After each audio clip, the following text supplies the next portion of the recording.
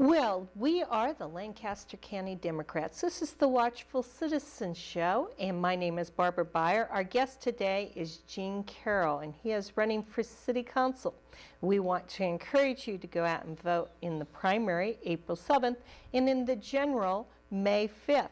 Now, when you were talking about youth and the brain drain, you brought up about entertainment, which leads to one of my favorite things to talk about, and that's the arts. How do you think the city should go and promote the arts? Well, and I think that the city does, or university does, like in the summertime where they have jazz festivals and they have art festivals downtown. And once I think the Union Plaza is built, which is in the Antelope Valley, and it's a great place to hold events like that in the summertime. Drawing the kids downtown, seeing what's there for them to enjoy.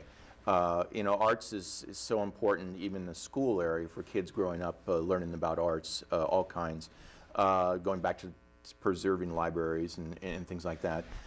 Entertainment's a big issue. You don't have to bring the big acts that some of big cities do, but you have to bring some type of different entertainment, all kinds. The Lead Center does a good job of bringing entertainment to the city. So it's the investment of allowing the opportunity to have things happen in the city, and that's the most important part. No matter what kind of arts you like, it's just be able to bring broad ideas to the city so people can pick and choose what they want and enjoy the city. Sure.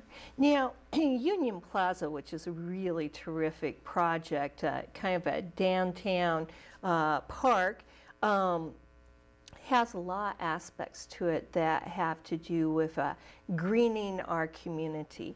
What kinds of things would you bring to the City Council that would further that ethic of going and greening our community? Well, the Antelope Valley is a good example because it's basically a floodplain issue, and it took a lot of houses out of floodplains. So it added trails, it adds a nice beautiful park downtown, and that's the same thing you can go through your whole community as they're working on floodplain for Dead Man's Run. They can add trails to that, add parks to it. It's not just in putting parks in the core, but putting parks throughout the city so people can enjoy them, bike trails. The city of Lincoln gets out and walks and bikes a lot, and we'd like to encourage that more. Even as a school has a walking school bus system, which is a great thing for kids to get out and walk because of the obesity factor that we have in the city. So that's the type of things that you would want to encourage people to use the assets the city has now, the trails, the sidewalks, the parks. Use those assets, and people will learn to enjoy them and better their health and everything else because they're using them. What are your thoughts about continuing our public transit system, which is an important aspect of a green community?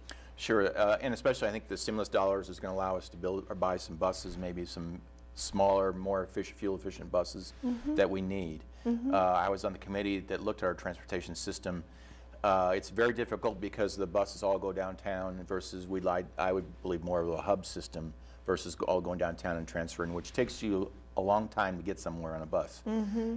So it's a difficult situation because it's expensive to run a transportation system, but I think it's a public need, especially these days with economic downturn. People can't afford cars or the fuel. So a good public system that's efficient, fuel efficient, green, that saves energy, I think that's something that the city should do and will do in the future, is just to improve the public transportation to benefit the whole city and all its citizens.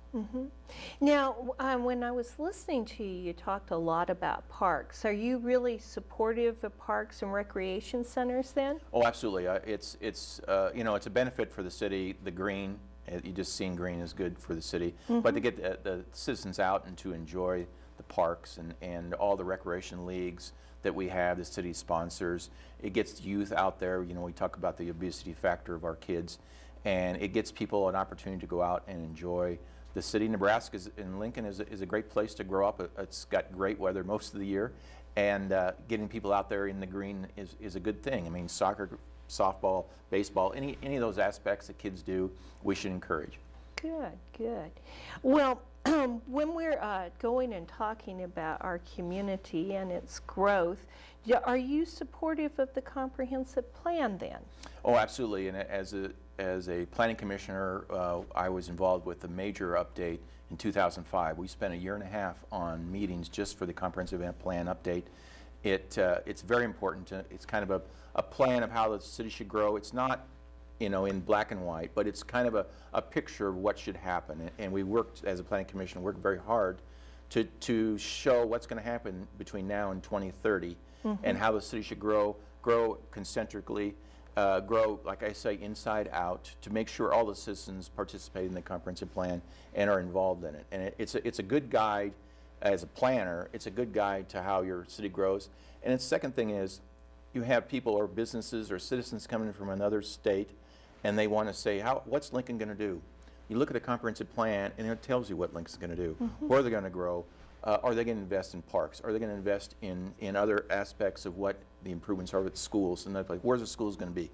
That comprehensive plan shows all that, so citizens can actually see Lincoln's planned community, and it's going to grow in a plan. And it kind of shows what we can do if we keep your mind straightforward and figure things out.